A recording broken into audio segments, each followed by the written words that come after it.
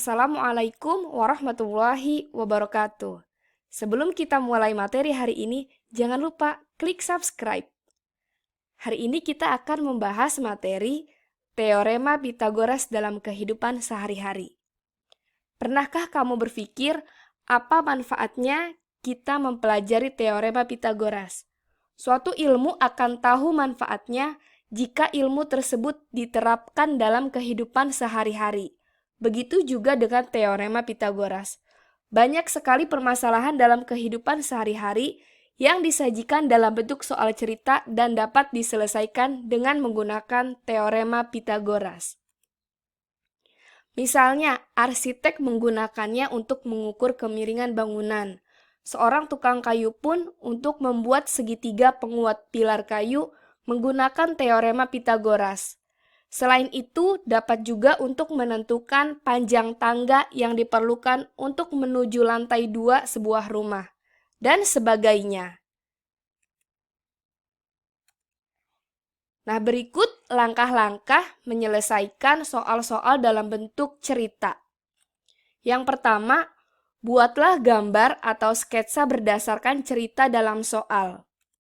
2. Isikan ukuran-ukuran yang diketahui ke dalam gambar. 3. Gunakan rumus dengan tepat. 4. Jawablah pertanyaan sesuai dengan yang ditanyakan. Nah, mari kita perhatikan contoh soal yang pertama. Sebuah tangga dengan panjang 5 meter diletakkan sejauh 3 meter dari suatu dinding untuk mencapai jendela.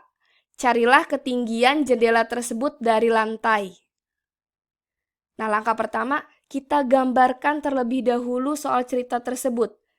Nah, kita sketsakan seperti ini. Ini tangga diketahui panjangnya 5 meter, kemudian jarak kaki tangga ke dinding, yaitu jaraknya 3 meter, dan yang ditanya adalah tinggi jendela dari bawah lantai. Nah, karena tinggi ini adalah sisi tegak, berarti yang kita cari adalah sisi B.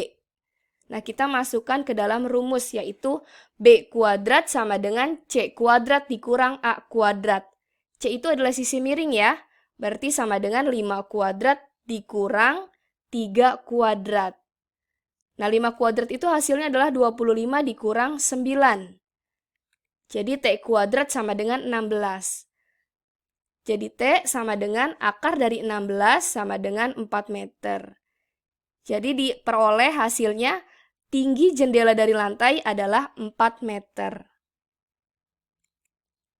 Soal yang berikutnya, nomor 2, seorang anak menaikkan layang-layang dengan benang yang panjangnya 26 meter. Jarak anak dengan permukaan tanah yang berada tepat di bawah layang-layang adalah 24 meter. Hitunglah tinggi layang-layang tersebut dari atas permukaan tanah jika anak tersebut meletakkan benang layang-layang di kakinya. Kita gambarkan soal tersebut. Nah, seperti ini. Ini seorang anak menaikkan layang-layang dengan panjang benang 26 meter. Kemudian jarak anak ke bawah layang-layang itu 24 meter. Dan yang kita cari adalah tinggi layang-layang dari bawah tanah. Berarti ini sama ya, mencari sisi B.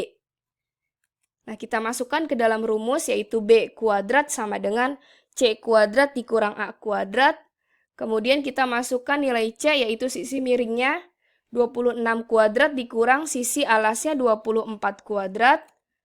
Nah, sama dengan 676 dikurang 576. Jadi T kuadrat sama dengan 100. Sehingga tinggi layang-layang dari bawah tanah, yaitu T sama dengan akar dari 100 sama dengan 10 meter. Jadi tinggi layang-layang dari bawah tanah adalah 10 meter. Nah, kita perhatikan contoh soal yang berikutnya, yaitu nomor 3. Sebuah kapal berlayar sejauh 100 km ke arah barat, kemudian berbelok ke arah selatan sejauh 75 km. Nah, kita gambarkan soal tersebut seperti ini. Ini ke arah barat 100 km, kemudian ke arah selatan 75 km.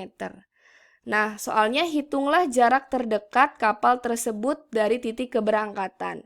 Nah, dari titik keberangkatan menuju tujuan, ini adalah jarak terpendek, yaitu sisi miring. Nah, berarti kalau kita mau mencari jarak terpendek, kita mencari sisi C. Nah, C itu adalah rumusnya C kuadrat sama dengan A kuadrat ditambah B kuadrat. Jadi A-nya kita masukkan 100 kuadrat ditambah 75 kuadrat. 100 kuadrat itu 10.000 ditambah 75 kuadrat itu 5.625.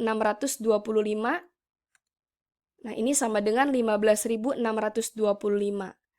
Jadi sisi C atau jarak terpendek sama dengan akar dari 15.625 sama dengan 125 meter.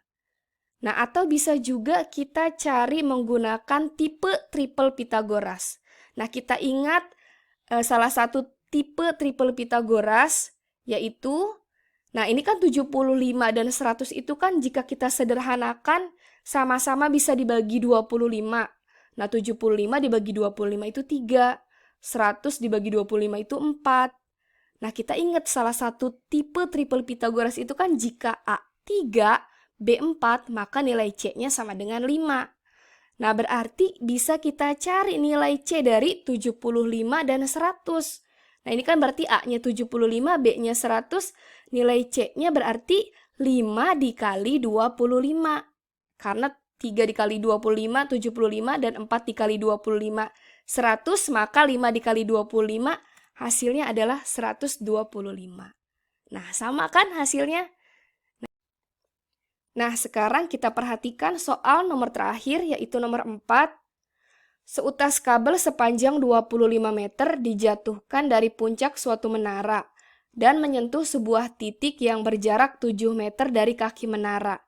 Berapakah panjang kabel yang dibutuhkan untuk menghubungkan puncak menara tersebut ke titik lain yang berjarak 18 meter dari menara?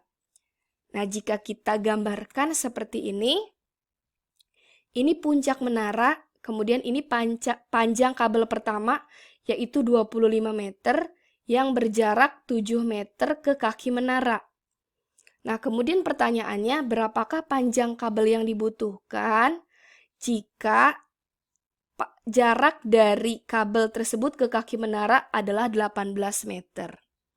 Nah, langkah pertama, kita perhatikan dulu segitiga TAF. Nah, segitiga TAF ini siku-sikunya di titik F. Berarti ini sisi miring 25 dan sisi alasnya 7 meter. Kita cari dulu sisi tegaknya, yaitu panjang FT. Nah, rumus sisi tegak adalah B kuadrat sama dengan C kuadrat dikurang A kuadrat sama dengan C-nya 25 kuadrat dikurang 7 kuadrat sama dengan 625 dikurang 49 sama dengan 576.